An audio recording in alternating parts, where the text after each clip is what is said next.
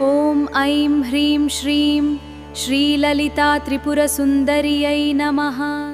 Telugu capital భక్తి టీవీకి స్వాగతం, సుస్వాగతం. నేను శ్రీలక్ష్మి.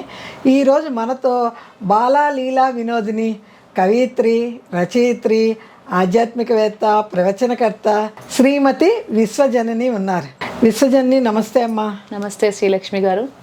విశ్వజనని, నువ్వు లలితా సహస్రనామాలు చెప్తావు అన్నారు కదా, మన ప్రేక్షకుల్లో చాలామంది ఎంతో సంతోషించారు.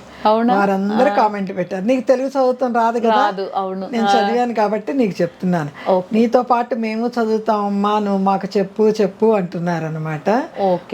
నువ్వు ఈ రోజు నుంచి శ్రీ లలిత రహస్య సహస్రనామాలు ఎలా పలకాలి, ఎలా ఆపాలి అన్నది వివరంగా అందరికీ వచ్చు, అందరం చదువుతున్నాం. ఇంకొంచెం బాగా ఇంకా తెలుసుకొని ఇంకా ముందుకు వెళ్తానికి ఇవాళ రేపు లలితా సహస్రం రాని వారంటే ఎవ్వరు లేరు, అందరు బాగా చదవచ్చు. కానీ కొంచెం మనం మళ్ళీ ఇంకొకసారి వాళ్ళకి మననం చేయిద్దాం. అవును, మనం ఇట్లా వీడియో ఆన్ చేస్తే వాళ్ళు అందరు కలిసి చెప్తే వాళ్ళకి కూడా ఈజీగా వచ్చేస్తుంది. దానికి ముందు ఇప్పుడు ధ్యానం. ఓం గం గణపతయే నమః. శ్రీ గురుభ్యో నమః.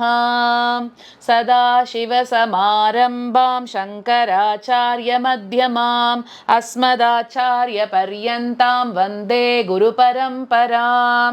శృతిస్మృతిపురాణానామాలయం కరుణాలయం నమామి భగవత్పాదం శంకరం లోకశంకరం.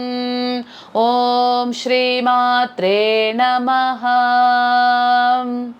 ఇప్పుడు మనము లలితా సహస్రనామాన్ని ధ్యాన శ్లోకం మొదలు పెడతాము. సింధూరారుణ విగ్రహాం త్రినయనాం మాణిక్య మౌళీస్ఫురత్ తారా నాయక శేఖరాం స్మితముఖీం ఆపీన వక్షోరుహాం పాణిభ్యాం అళిపూర్ణ రత్న చషకం రక్తోత్పలం బిభ్రతీం సౌమ్యాం రత్నఘటస్థ రక్తచరణాం ధ్యాయేత్ పరామంబికాం. సో ఇది ధ్యాన శ్లోకం. ఈ ధ్యాన శ్లోకంలో ఏమవుతుందంటే, మనం ఎందుకు ధ్యానం చెప్తున్నాము, మనం ఇంకా లలితా సహస్రనామం చదువుతాము. ఆ చదివే ముందు మనకి మనసులో ఎన్నో థాట్స్ వస్తుంది కదా. మనం ఇక్కడ శ్లోకం చదివేటప్పుడు మనకి కుక్కర్లో విసులు వచ్చిందా, పాలు పెట్టాం, ఇవన్నీ వస్తుంది. మనం ఏం చేయాలి? ఉండదు. మనం ఏం చేయాలంటే, అమ్మా నేను ఇప్పుడు నీ లలితా సహస్రనామం చదువుతా, నా మనసుని ఒక్కటే ప్లేస్లో దయచేసి పెట్టు అని చెప్పి, అప్పుడు ఏం చేయాలి, ఆ లలిత అమ్మవారి ఫేస్ని మనం ముందుకు తీసుకుని రావాలి. వచ్చిందనుకోండి, మనం ఇటు అటు మనమే అనుకుంటే కూడా మన మనసు ఎక్కడికి పోదు, ఎందుకంటే మన ముందు ఉన్నది అమ్మవారు కదా. సో అక్కడే ఉంటుంది. సో ఇప్పుడు దీంట్లో ఎలా మనం అమ్మవారిని ధ్యానం చేసుకోవాలి? సో ఫస్ట్ కలర్ చెప్తున్నారు. అమ్మ ఏ రంగుతో ఉంది? సింధూరం లాగా, అంటే ఒక ఎర్రటి రంగుతో అమ్మవారిని ఇప్పుడు మన ముందు తీసుకుని వస్తాము. అంటే ఎర్రటి రంగు అమ్మ వాళ్ళ కలర్, అది ఫుల్ రెడ్ కలర్. అరుణం అంటే కూడా ఎర్రటి కలర్, అలా సింధూరారుణం, అలా ఉంటున్నారు. సింధూరమైన ఎరుపుతో ఉన్న రంగుతో అమ్మవారు ఉన్నారు. చెప్తూ ఉంటే నాకు కూడా కళ్ళ ముందు వచ్చేస్తుంది. అలాగే రావాలి అంటే అప్పుడే మనకి అమ్మవారు బ్లెస్సింగ్స్ వస్తుంది. ఓ అమ్మవారు సంతోషపడతారంట, ఓ నాతో చెప్తున్నావా, ఎందుకంటే స్తోత్ర ప్రియ అమ్మవారు. సో ఎవరైనా అమ్మవారికి చెప్తే అంత సంతోషంగా. ఇప్పుడు మనం ఇది ఒక ప్రాజెక్ట్ స్టార్ట్ చేసాము, ఇప్పుడు మనం ఇది ఎలా కంప్లీట్ చేయాలి? ఇలా అమ్మవారిని నేను ఇలా చెప్తున్నా, నాకు ఎలాగో ఇది కొంచెం చెప్పు, నాకు నోట్లో రాని తెలుగు లాంగ్వేజ్ని కూడా నాకు నోట్లో పంపించు అని నేను చెప్పాలి. అప్పుడు నా నోట్లో బాగా వస్తుంది.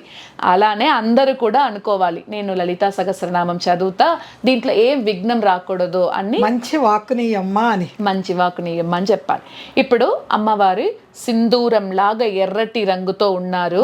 అమ్మవారికి 3 నేత్రాలు ఉంది. అమ్మవారు కిరీటం ఎలా ఉందంటే మాణిక్యంతో అయిన కిరీటం ఉంది. మాణిక్య కిరీటము. ఆ కిరీటంలో ఏముంది? చంద్ర వంక ఉంది.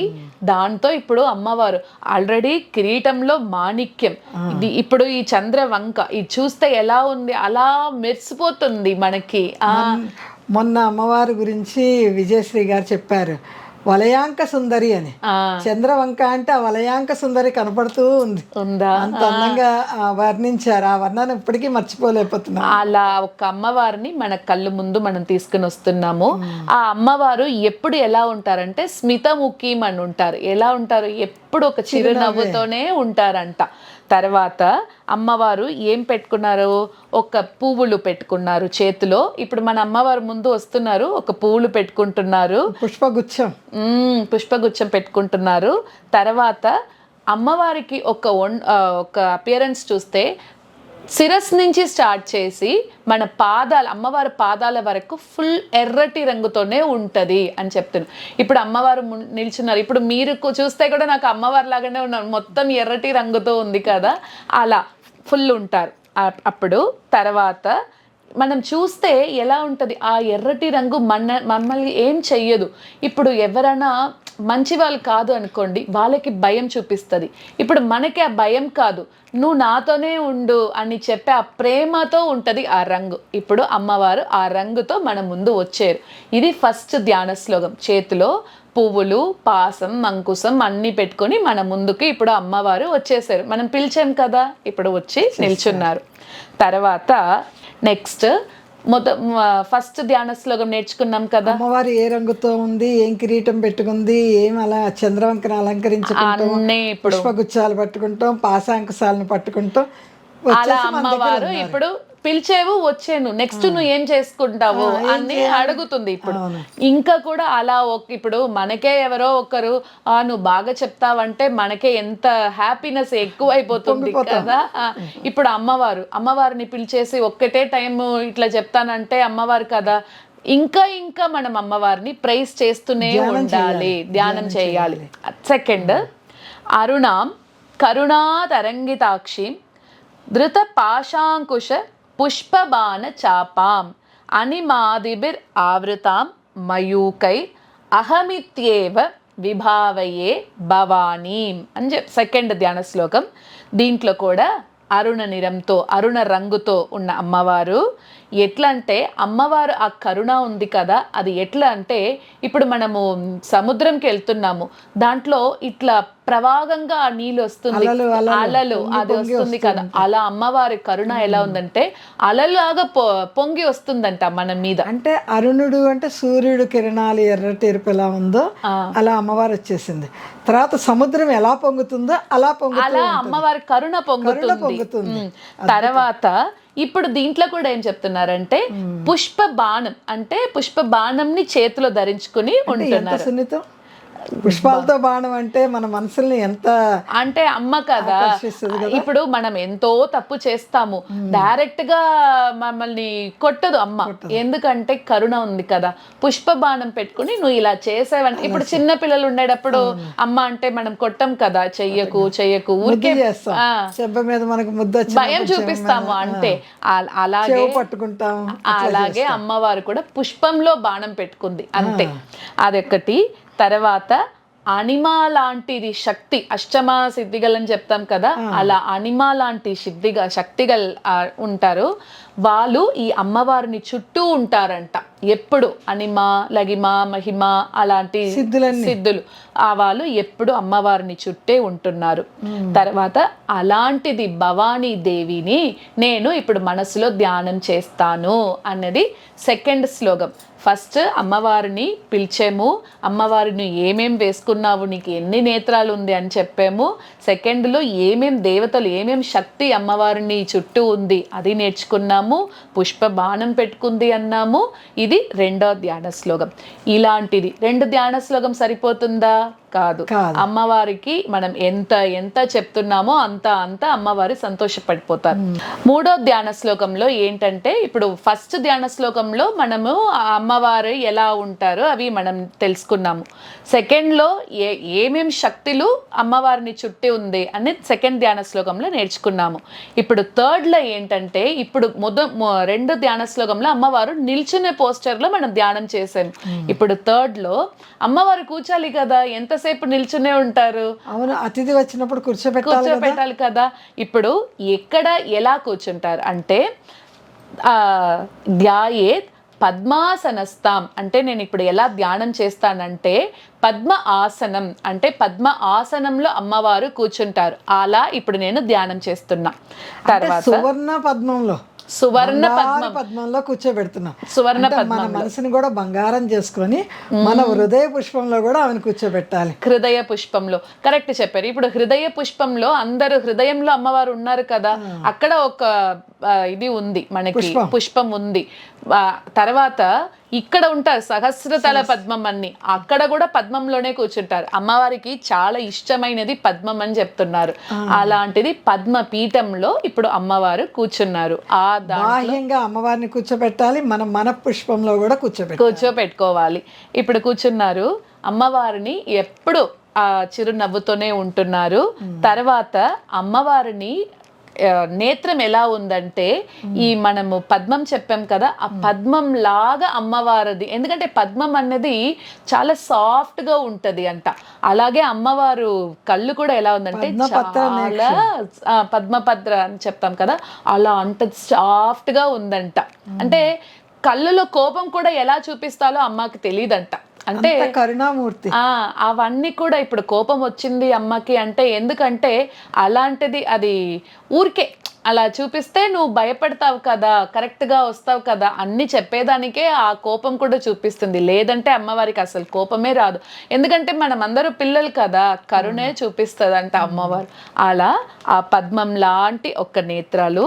తర్వాత ఏం చెప్తున్నారంటే ఏ వస్త్రం ధరించుకుని వచ్చింది, ఎల్లో కలర్ పీతాంబరం అని చెప్తాము. అంటే ఆ పీతాంబరంలో పట్టు వస్త్రం ధరించుకుని బంగారు పుష్పము, సువర్ణ పుష్పము, సువర్ణ అలంకృతం అన్ని అలా వస్తున్నారు. తర్వాత చేతిలో కూడా బంగార పుష్పం. ఇప్పుడు మీరు చెప్తున్నారు కదా, ఆ బంగార పుష్పంని మనం చేతిలో పెట్టుకుంటే అది నార్మల్ లోటస్, కానీ అమ్మ పెట్టుకుంటే అది సువర్ణ పుష్పం అని చెప్తున్నారు. అది పట్టుకుని వస్తున్నారు. తర్వాత చాలా అందమైన రూపం ఇప్పుడు అమ్మవారికి. ఎన్ని మనం చూసాము ఇప్పుడు ఫస్ట్ నుంచి అమ్మవారు ఎలా ఉంటారంటే చాలా అందంగా ఉంటున్నారంట. తర్వాత సర్వ ఆభరణంతో వస్తున్నారు ఇప్పుడు అమ్మవారు. మనము ఏంటంటే 1, 2 మనమే వేసుకుంటాము, వాళ్ళు శ్రీమాత శ్రీ మహారాజ్ని. అప్పుడు వాళ్ళు ఎలా రావాలి, సర్వ ఆభరణ సగల ఆభరణాలతో మన ముందుకు ఇప్పుడు వచ్చేసారు. మనకి ఎర్రటి రంగుతో ఉన్న అమ్మవారిని చూడాలంటేనే మనకి ఈ 2 కళ్ళు సరిపోదు. ఇప్పుడు ఇంత మనం వేసుకున్నది స్వర్ణ ఆభరణాలు, అమ్మ వేసుకున్నది మాణిక్యం, ఇంకా నవరత్నాలు ఆభరణాలతో వస్తున్నారు. అప్పుడు మనకి 2 కళ్ళు సరిపోతుందా? ఛాన్సే లేదు కదా. ఉంటేనే అమ్మవారు కనపడుతుంది. అలా మెరిసిపోయి వస్తున్నారు అమ్మవారు. ఇప్పుడు మనము చూస్తున్నాం అమ్మవారిని. ఎలా చూడాలి? ఇక్కడ చూస్తే అమ్మవారు కనిపిస్తున్నారు, ఇక్కడ చూస్తే అమ్మవారి చేతిలో ఉన్నది పుష్ప బాణము అవి కనిపిస్తుంది.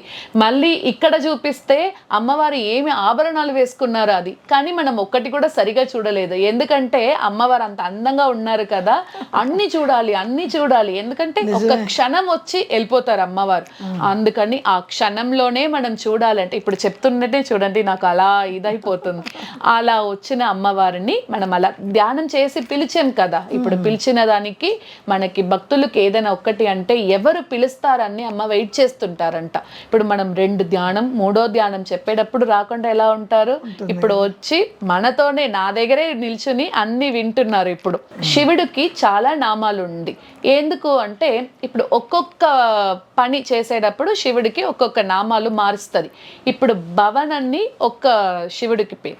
ఆ శివుడికి పత్నిగా ఉండేటప్పుడు అంటే వైఫ్గా ఉండేటప్పుడు వీళ్ళకి భవన్ అంటే వాళ్ళ వైఫ్ అని ఈ శ్లోకంలో చెప్తున్నాము.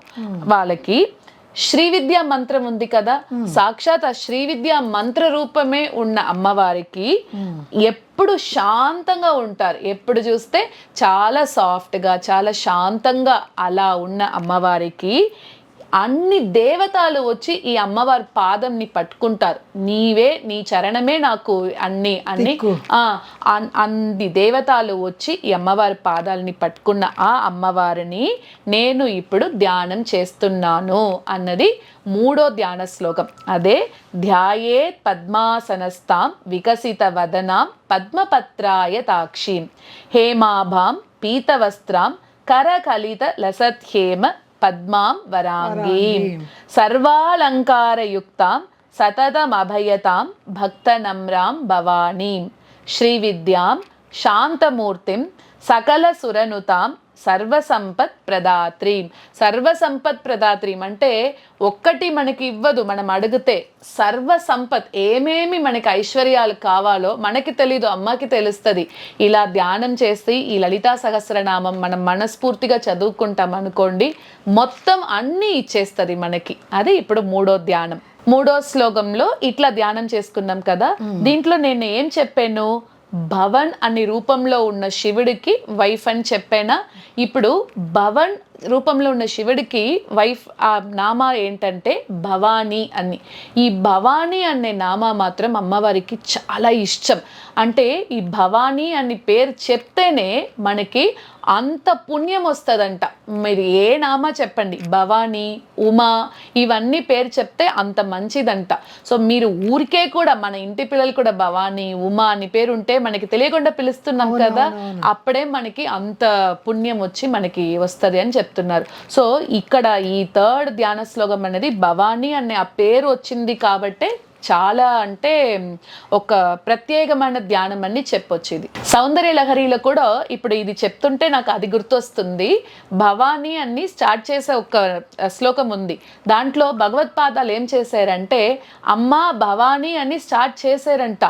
వెంటనే అమ్మవారికి ఏమనిపించిందంటే భవానీ అని నన్ను పిలుస్తున్నా, నేను ఇప్పుడే వెళ్ళిపోవాలి, ఏదో నాకు దగ్గర అడుగుతున్నారు. ఎందుకంటే వాడు నా అందరూ నా శిష్యుడు, వాళ్ళకి తెలీదు నా దగ్గర ఏం అడగాలో, నేను ఏమనుకున్నాను అని ఏదో కొంచెమే అడుగుతారు. కానీ వాళ్ళకి పెద్దగా నేను ఇవ్వాలని ఈ భవానీ నామం చెప్తేనే పరిగెత్తుకుని మన దగ్గర వచ్చేస్తుందంట. ఈ సౌందర్య లహరిలో కూడా ఇలాంటిది ఒక శ్లోకాలు ఉంది, అదే ఇప్పుడు నాకు గుర్తు వస్తుంది. అలా సౌందర్య లహరిలో ఒక శ్లోకం ఉంది కదా, అక్కడ అమ్మ భవానీ అని పిలిచిన వెంటనే వచ్చేసిందంట అమ్మ. అప్పుడు అనుకోండి మీరు, భవానీ అనే నామాకి ఎంతో మహిమ ఉందని. అందరు కూడా ఊరికే కూడా భవానీ అని చెప్పొచ్చు, ఊరికే మనం ఎవరెవరో పేరు పెట్టి పిలుస్తున్నాం కదా, ఆ ప్లేస్లో భవానీ అని పిలిస్తే అమ్మవారు వచ్చేస్తారు. సో అది మూడో ధ్యాన శ్లోకం, అది అయిపోయింది. తర్వాత మనకి ఫోర్త్ శ్లోకం ఒకటి ధ్యాన శ్లోకం ఉంది. సకుంకుమ విలేపనాం అలిక చుంబి కస్తూరికాం సమంత హసితేక్షణాం సచర చాప పాశాంకుశాం అశేష జనమోహినీం అరుణమాల్య భూషాంబరాం జపా కుసుమ భాసురాం జపవిదౌ స్మరేద్ అంబికాం. ఇప్పుడు దీంట్లో మనకి కుంకుమ పూలు ఉంటుంది కదా, అది మనము ఎర్రటి కలర్లో ఉంటుంది. మనం ఇప్పుడు స్వీట్కి అవి దానికి కుంకుమ పూలు ఉంది కదా, ఉందా? ఓకే. ఈ కుంకుమ పువ్వుని మెత్తగా నూరి లేపనం చేస్తే ఏ రంగు ఉంటుందో ఆ రంగులో అమ్మవారు ఉంటారంట. తర్వాత కస్తూరి ఉంది కదా, ఆ కస్తూరిని అమ్మవారు బొట్టులాగా పెట్టుకుంటారు. ఇప్పుడు చూడండి, కస్తూరి తిలకం అని చెప్తాం. కుంకుమ పువ్వు ఎంత సువాసనగా ఉంటది, అలాగే ఇప్పుడు కస్తూరి ఎంత సువాసనగా ఉంటది. ఇప్పుడు అమ్మవారు వచ్చారు, కిరీటంతో వచ్చారు, 3 నేత్రాలతో ఉన్నారు. ఇప్పుడు వచ్చిన వెంటనే మనమైతే సెంట్ వేసుకుని వెళ్తాము, అమ్మవారికి న్యాచురల్ అన్ని సువాసనగా వస్తున్నారు మన ముందు. ఇప్పుడు కూడా వస్తున్న ఆ సువాసనతోని ఇప్పుడు మనం ధ్యానం స్టార్ట్ చేస్తున్నాము. తర్వాత ఎప్పుడు అమ్మవారు ముఖంలో మనం చెప్పేమో చిరునవ్వు ఉంటదని, అమ్మవారి కళ్ళలో కూడా ఆ చిరునవ్వు అన్నది ఎప్పుడు ఉంటదంట. కళ్ళు కూడా ఎప్పుడు నవ్వుతూనే ఉంటది. అది ఈ ధ్యానంలో చెప్తున్నారు. తర్వాత అమ్మవారు పాశం, అంకుశం ఇవన్నీ చేతిలో పట్టుకుని ఉంటున్నారు. తర్వాత ఎందుకు అంటే సకల జనాలు ఉంటారు కదా, అందరూ తన వైపు అలా పిలుచుకుంటారంట. అది ఇవన్నీ ఇప్పుడు మనం చెప్పేటప్పుడే మనకి ఎలా ఉంది, అంత సువాసనగా ఉన్నారు, ఇవన్నీ పెట్టుకున్నారు, మనం ఎప్పుడూ అమ్మవారిని దర్శించాము అన్ని అలా అనుకుంటాం కదా. అమ్మవారే మన ముందు వచ్చేసారు. కుంకుమ పువ్వు లేపనంతో అమ్మవారు మన ముందు ఉన్నారు కదా, ఆ రంగులో ఉన్నారు కదా. చేతిలో ఏమేమి పట్టుకున్నారు? పాశం, అంకుశం, పుష్పబాణం, స్వర్ణ పుష్పం, చెరుకుగడ్డ. అంటే పుష్పంకి మనం స్వర్ణ పుష్పం అంటాము, చెరుకుగడ్డతో ఉన్నారు. ఇప్పుడు ఏంటంటే ఇవన్నీ ఎందుకు పెట్టుకున్నారు? ఇక్కడ సకల జనాలు ఉన్నారు కదా, అందరూ తన వైపు అలా పిలుచుకుంటున్నారు అమ్మవారు. ఇలా చూపిస్తే ఇప్పుడు ఎవరైనా అందంగా ఉంటే మనము ఇట్లా చూస్తాము, తర్వాత ఇంకా అందంగా ఉంటే ఇలా కూడా చూస్తాం కదా. అలా అమ్మవారిని ఇప్పుడు ఇన్ని చూపిస్తుంది, నేను ఎంత అందంగా ఉన్నా చూడు, నా వైపురా నా వైపురా అని అలా పిలుచుకుంటున్నారు. అలా ఉన్న అమ్మవారికి ఇప్పుడు మీలో అందరూ అడగొచ్చు, ఇప్పుడు ఏంటి మనకి ఇప్పుడు దీంట్లో ఈ శ్లోకంలో ఏం చెప్పింది, నా దగ్గర రా, నీకు ఏ భయం అన్నది ఉండదు, నేను భయం అన్నది నేను నివర్తి చేస్తా అని చెప్తుంది కదా. శ్లోకంలో భవానీ అంటేనే పరిగెత్తుకొచ్చేసింది, భవానీ అంటేనే పరిగెత్తుకుని వచ్చింది. ఇప్పుడు ఈ శ్లోకంలో ఇప్పుడు అన్ని జనాలని తన వైపు తీసుకుంటుంది. తర్వాత ఏమేమి వేసుకుని వచ్చింది, ఇప్పుడు జపా పుష్పం అంటాము, అంటే ఇంగ్లీష్లో హైబిస్కస్ అని చెప్తున్నారు. ఆ కలర్ లో ఉన్న అమ్మవారి మనమందరికి మందార పువ్వులు. ఇప్పుడు ఆ కలర్ లో ఆ రంగులో ఉన్న అమ్మవారి మనమందరికి అభయం ఇచ్చేదానికి మన ముందు వచ్చింది. ఇన్ని ధ్యానం చేస్తే రాకుండా ఎలా ఉంటది, వచ్చింది. ఇప్పుడు మీరు అడగొచ్చు, అభయం ఎక్కడ ఇస్తుంది, అభయహస్తం లేదే, 4 చేతులు 4 పట్టుకుని కదా వచ్చింది అని మీరు అడగొచ్చు. కానీ సౌందర్య లహరిలో కూడా ఏం చెప్తున్నారో తెలుసా, ఈ లలితాదేవికి అభయహస్తం అనేది చేతిలో చూపిస్తుంది. అమ్మవారి చరణం ఉంది కదా, ఆ చరణం నువ్వు పట్టుకో, నేను నీకు అభయం ఇస్తాను అని చెప్తుంది. ఎందుకంటే ఆ చరణంలోనే అన్ని దేవతలు వచ్చి నమస్కారం చేస్తున్నారు. ఇక్కడ ఈ లోకంలో ఉన్న అందరూ స్వామిలు దేవతలు అందరి అక్కడే ఉన్నారు. బ్రహ్మాది దేవతలు కూడా ఆమె చరణ పాద స్పర్శ కోసము, పాద స్పర్శ కూడా కాదు, ధూళి కోసం, పాద ధూళి, కరెక్ట్ గా చెప్పారు. అలాంటిది అంత పాదం నువ్వు పట్టుకో, నేను నీకు చరణం అభయం ఇస్తాను అని చెప్తున్నారు. సో అలా అందుకనే అభయహస్తం లేదు, అభయహస్తం పాదమే ఆమె పాద చరణారవిందం. మనకి అభయం కావాలి కదా, అమ్మవారి చేతుల నుంచి వస్తే ఏంటి, చేతుల నుంచి వచ్చేదానికన్నా ఆ చరణం నుంచి వచ్చేది చాలా. ఆ అమ్మవారి చరణమే మనకి అభయం ఇస్తుంది. ఆ అభయం, ఆ చరణంని పట్టుకుంటే మనకి ఈ సముద్రం అన్నది ఉంది కదా, ఈ సంసార సముద్రం అంటాం, ఈ సంసార సముద్రంకి మనం ఇక్కడి నుంచి అటు సైడ్ ఏముంది, మోక్షం ఉంది. ఆ మోక్షంకి వెళ్ళే రూట్ మ్యాప్ ఏంటంటే అమ్మవారి చరణమే. సో మనం అందరూ కూడా ఏంటంటే అలా భావించాలి, మనం అలా భావించుకొని ఆ అమ్మవారి చరణమే మనకి ఒక మార్గం చూపిస్తుంది మనకి మోక్షంకి. అలాంటిది అమ్మవారిని మంచిగా ఇప్పటి వరకు మనం ధ్యానం చేసుకున్నాము. 4 ధ్యాన శ్లోకంలో వేరేగా అంటే ఒక్కొక్క వెరైటీగా ధ్యానం చేసుకున్నాము అమ్మవారిని. ఈ 4 ధ్యాన శ్లోకాల్లో 4 రకాలుగా అమ్మవారిని చూపించేసావు నువ్వు మాకు. 4 రకాల చూపించాను, మీరందరూ కూడా విన్నారు. ఇప్పుడు మనం ఏం చేస్తామంటే ఈ 4 ధ్యాన శ్లోకాలని ఇప్పుడు మనము పూర్తిగా చూస్తాం. మొదట ధ్యాన శ్లోకంలో సింధూరారుణ విగ్రహం అని వచ్చింది. అమ్మవారు ఏ రంగులో ఉన్నారు, ఎలా ఉన్నారు, కిరీటం ఉంది, ఆ కిరీటం మనం చూసాము, నేత్రం చూసాము, 3 నేత్రాలు ఉందని మొదటి ధ్యాన శ్లోకంలో చూసాము. తర్వాత ఏంటంటే అమ్మవారు చేతులు ఏమేమి పెట్టుకున్నారు అవి చూసాము. తర్వాత 3వ ధ్యాన శ్లోకంలో ఏంటంటే ఏ ఆసనంలో కూర్చుంటారు అమ్మ, పద్మాసనంలో కూర్చుంటారు, ఆ పద్మాసనంలో ఏ వస్త్రం ధరించుకుని వచ్చారు అవి చూసాము. 4 చేతుల్లో ఏం పట్టుకొని వచ్చారు, 4 చేతులు ఏమి పట్టుకుని వచ్చారు, అలా పూర్తిగా అమ్మవారు మనకి దర్శనం ఇచ్చారు. 4వ ధ్యాన శ్లోకంలో కూడా అలాగే ఆ కుంకుమ పువ్వు ఆ రంగులో ఉన్నారు, లేపనం అదే ఆ రంగులో ఉన్నారు అని చూసాము. తర్వాత కస్తూరి తిలకం పెట్టుకున్నారు అవి చూసాము. ఇప్పుడు పూర్తిగా అమ్మవారు మన ముందుకు వచ్చేసారు.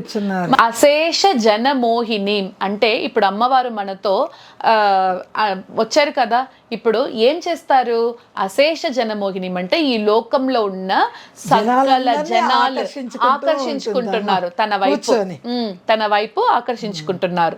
ఇప్పుడు అరుణమాల్య భూషాంబరం అంటే ఏంటంటే, అరుణ అంటే ఎర్రటి రంగు, ఆ ఎర్రటి రంగులో మాలలు అన్ని వేసుకుని వస్తున్నారంట. ఇప్పుడు ఎర్రటి మాల అంటే ఏంటి, దానికి జపా కుసుమ బాజురాం అంటే జపా పుష్పం అంటే మనకి మందారం ఉంది కదా మందార పుష్పంని ఒక మాలయాగా తరించుకొని మన ముందుకు ఇప్పుడు వచ్చేసారు. ఇప్పుడు 4వ శ్లోకం ధ్యానం కదా ఇది. ఇట్లా వచ్చిన అమ్మవారిని నేను మనస్సులో ధ్యానం చేసుకుంటున్నాను, అంబిక అని పిలుస్తున్నారు. ఎంత ధ్యానంలోనే ఎంత మనం అమ్మవారిని చూసేసాం కదా. భవానీ అని పిలిచారు, ఇప్పుడు అంబిక అని పిలుస్తున్నారు. అంబిక అంటే అమ్మ, అందరికీ అమ్మ కదా. సో ఆ అమ్మవారిని ఇప్పుడు మన మనస్సులో ధ్యానం చేసుకుంటాం. దీంట్లో ఇక్కడ వచ్చేటప్పుడు ఏం చేయాలంటే ఈ అమ్మవారిని ఒక రూపంని మన మనస్సులో చాలా స్థిరంగా ఉంచుకుని పంచోపచారం చెయ్యాలి అమ్మవారికి. అంటే భావనతో పంచోపచారం చేసి ధ్యానం చెయ్యాలి. ఇలా ఈ 4 శ్లోకం ధ్యాన శ్లోకంని మనం మనసులో ఉంచుకొని ధ్యానం చేసుకుని తర్వాత ఎప్పుడైనా సరే ఈ ధ్యాన శ్లోకం అక్కడి నుంచే మనం మొదలు పెట్టాలి. లలితా సహస్రనామం అందరికీ తెలిసిందే. బిగినర్స్ ఉంటారు కదా, ఇప్పుడే లలితా సహస్రనామం నేను నేర్చుకుంటాను, ఎలా చెప్పాలో నాకు తెలీదు అని చెప్తారు కదా, వాళ్ళ కోసం నేను చెప్తున్నాను. సో ఇప్పటి వరకు మనం ధ్యాన శ్లోకం కంప్లీట్ చేసాము. శ్రీ మాత్రే నమః. ధ్యాన శ్లోకం అందరూ బాగా ప్రాక్టీస్ చేయండి. నెక్స్ట్ వీడియోలో మనము శ్లోకాస్ మొదలు పెడతాం. ఒక్కసారి ధ్యాన శ్లోకాలు 4 నువ్వు చదివి చెప్పాలి కదా మాకు, ధ్యానం చెయ్యాలంటే. అవును కదా, కరెక్ట్. నేను చెప్తా, మీరు కూడా నాతో పాటే చెప్పండి. ఓకే అమ్మా. సింధూరారుణ విగ్రహాం త్రినయనాం మాణిక్యమౌళి స్ఫురత్ తారానాయక శేఖరాం స్మితముఖీం ఆపీనవక్షోరుహాం పాణిభ్యామలిపూర్ణరత్నశశకం రక్తోత్పలం బిభ్రతీం సౌమ్యాం రత్నగడస్థరక్తచరణాం ధ్యాయేత్ పరామంబికాం. ఇది ఫస్ట్ ధ్యాన శ్లోకం. ఇది మంచిగా చెప్పేసి తర్వాత మనము 2వ ధ్యాన శ్లోకం చెప్పాలి. అరుణాం కరుణాతరంగితాక్షీం ధృతపాశాంకుశపుష్పబాణచాపాం అణిమాదిభిరావృతాం మయూకైర్ అహమిత్యేవ విభావయే భవానీం. ఇప్పుడు 3వ ధ్యాన శ్లోకంకి వెళ్తాము. ధ్యాయేత్ పద్మాసనస్తాం వికసితవదనాం పద్మపత్రాయతాక్షీం హేమాభాం పీతవస్త్రాం కరకలితలసత్యేమ పద్మాం వరాంగీం సర్వాలంకారయుక్తాం సతతమభయతాం భక్తనమ్రాం భవానీం శ్రీవిద్యాం శాంతమూర్తిం సకలసురనుతాం సర్వసంపత్ప్రధాత్రీం. ఇది 3వ ధ్యాన శ్లోకం. ఇప్పుడు 4వ ధ్యాన శ్లోకం. సకుంకుమ విలేపనామలిక చుంబికస్తూరికాం సమంతహసితేక్షణాం సచరచాపపాశాంకుశాం అశేష జనమోహినీం అరుణమాల్యభూషాంబరాం జపాకుసుమభాసురాం జపవిదౌ స్మరేదంబికాం. ఈరోజు మనం ధ్యాన శ్లోకాలు నేర్చుకున్నాం కదా, మీకు అందరికీ నచ్చి ఉంటుంది అని అనుకుంటున్నాను. ఇప్పుడు నా కోసరం కాదు, అమ్మవారిని మీకు నచ్చితే అమ్మవారి శ్లోకం మనం అందరూ పారాయణం చేస్తున్నాం కదా, దానికి ముందు అమ్మవారిని నచ్చితే ఈ వీడియోకి మీకు ఒక లైక్ చేయండి. ఇంకా నేను చెప్పే విధానం మీకు నచ్చి ఉంది అంటే మాకు మీ కమెంట్స్ ద్వారా నాకు చెప్పండి. ఇంకా మీ కమెంట్సే ఇంకా మాకు ఎంకరేజ్మెంట్, మోటివేషన్గా ఉంటుంది. ఇంకా ఎలా మనం చెప్పాలి అన్నది నాకు కూడా అర్థం అవుతుంది. సో మర్చిపోకుండా లైక్, కమెంట్, దాంతో ఆగిపోకుండా మీ ఫ్రెండ్స్కి, మీ రిలేటివ్స్కి అందరికీ షేర్ చేయండి. ఇంకా మన ఛానల్ని సబ్స్క్రైబ్ కూడా చేసుకోండి. చాలా సంతోషం అమ్మా. శ్రీమాత్రే నమః. శ్రీమాత్రే నమః.